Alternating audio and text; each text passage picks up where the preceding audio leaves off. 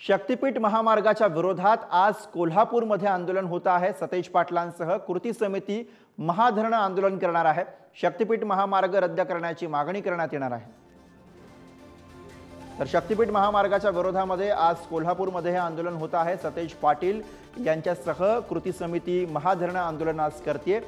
शक्तीपीठ महामार्ग रद्द करावा अशा स्वरूपाची मागणी या आंदोलनाच्या माध्यमातून केली जाणार आहे। कोल्हापूरमध्ये महत्त्वाची अपडेट बघतो आहे।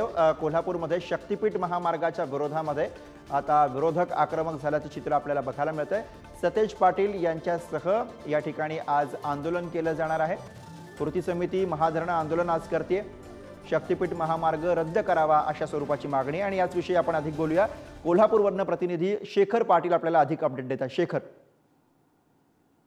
गुरु, आपल्याला माहित आहे की गेल्या अनेक दिवसांपासून खरं तर या शक्तीपीठ महामार्गाला शेतकऱ्यांचा प्रचंड विरोध आहे आणि त्याची सुरुवात जी ती कोल्हापूरमधल्या शेतकऱ्यांकडून करण्यात आली आहे।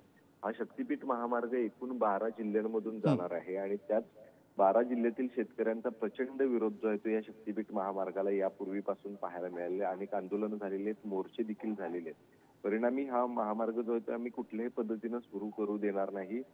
कशा पद्धतीने आपण या ठिकाणी येऊन आमच्या शेतांची मोजणी करता हे देखील आम्ही पाहू, असं देखील इशारा या शेतकऱ्यांनी दिलेला आहे। नुकतेच काल उपमुख्यमंत्री अजित पवार देखील कोल्हापूर दौऱ्यावरती होते। त्यांनी देखील या संदर्भात आपण हा मार्ग होऊ देणार नाही, आपला देखील याला विरोध आहे असं स्पष्ट केलं असलं तरी या संदर्भात ठोस असा निर्णय जो आहे तो आदेश जो आहे तो निघत नाही तोपर्यंत आपण हा बरोबर आहे। त्यामुळे ठोस निर्णयाची अपेक्षा आहे आणि त्याच पार्श्वभूमीवरती आज हे महाआंदोलन होत आहे। धन्यवाद शेखर या सगळ्या सविस्तर माहितीसाठी।